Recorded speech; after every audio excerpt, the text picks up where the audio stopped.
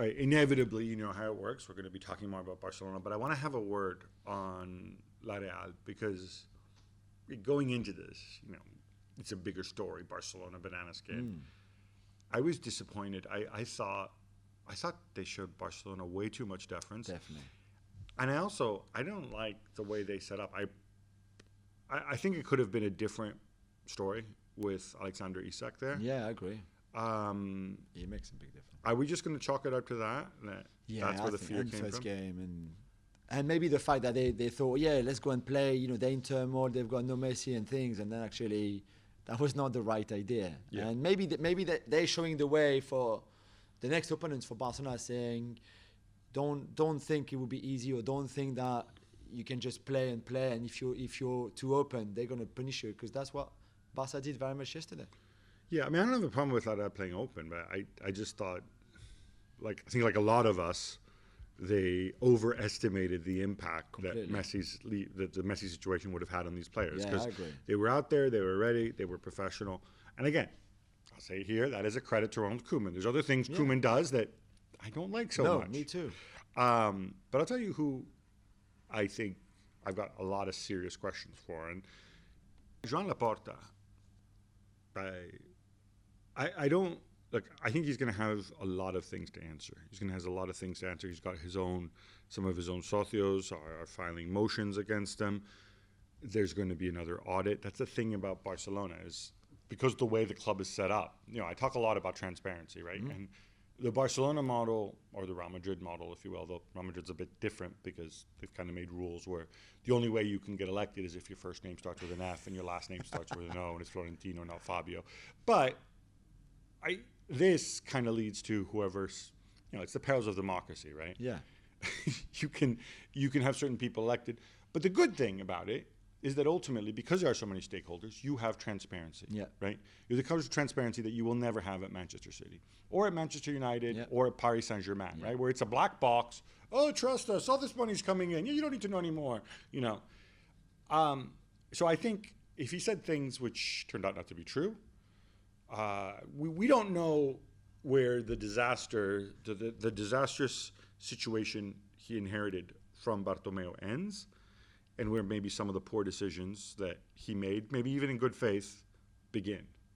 But he lied regardless, right? Because he led the Messi clan and Lionel Messi. He made them believe that it was all okay to sign that contract, right, which they had agreed before when he came back from the Copa America and the holidays, right? Because when Messi goes to his office is to sign the contract. Okay, his dad has already spoken to Laporta that same morning, and he knew that things were a bit, were not so clear.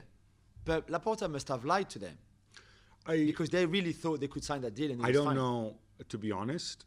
You know my feelings on lawyers, right? Yeah. And Laporta, of course, is a lawyer, which is why I also suggest that we don't use the word lie.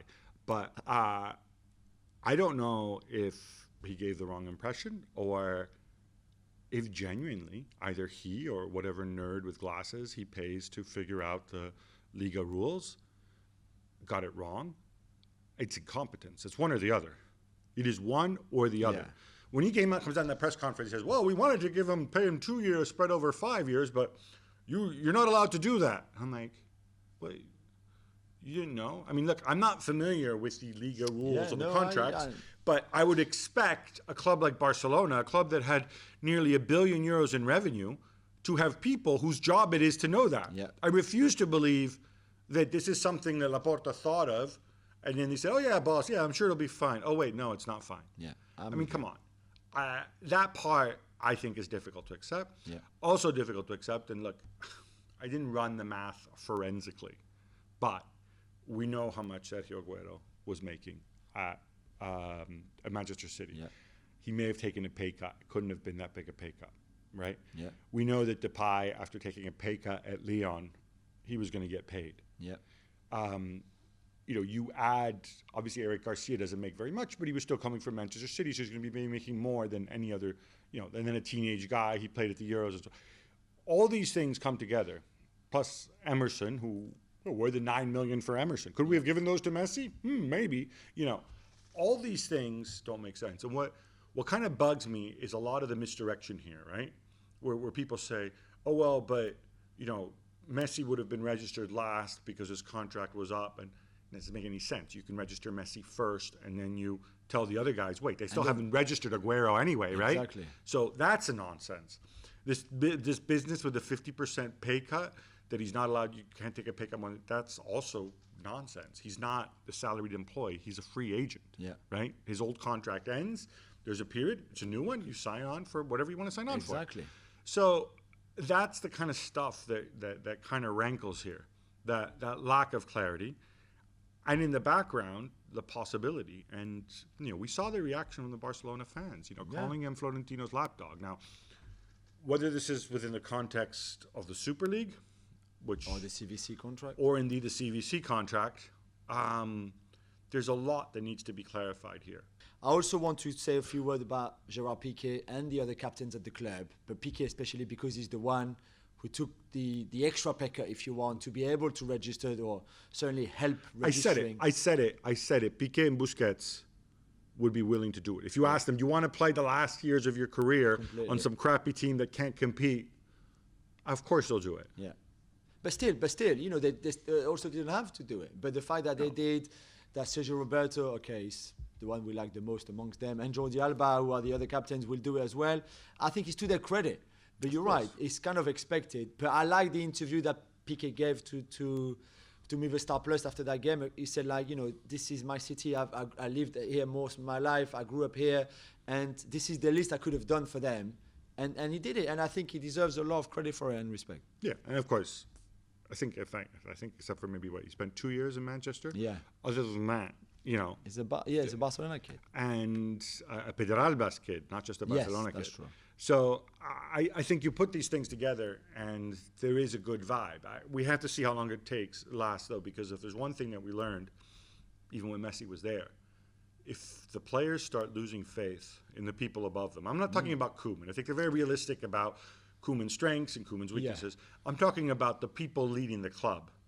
That is a ticking time bomb for Laporta. Yeah. Gerard Piqué knows he's the future Barcelona president, right? And I think if you're a Barcelona fan, if there's a positive takeaway you can get from here, is that Piqué has positioned himself. Yeah. And I think he's going to watch over Laporta. And I don't think he's going to have any trouble calling Laporta out if he thinks there was either a deal with Real Madrid or let's lose Messi to try to scupper the CVC deal. In the end, they've reached some sort of agreement where they're not going to share in the money. But it's all very, very...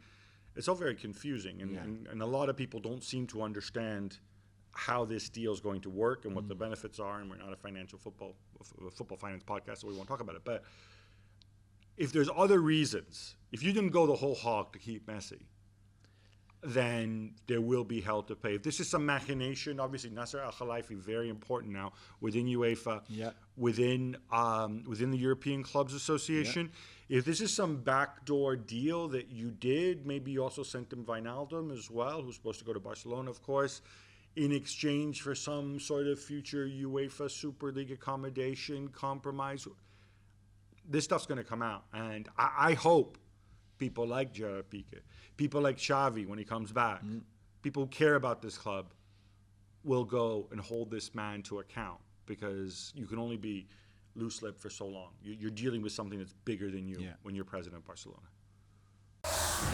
Well, thank you very much for watching ESPN on YouTube. For more sports highlights and analysis, be sure to download the ESPN app. And for live streaming, premium content, and let's not forget as well, ESPN FC 7 days a week. Subscribe to ESPN Plus.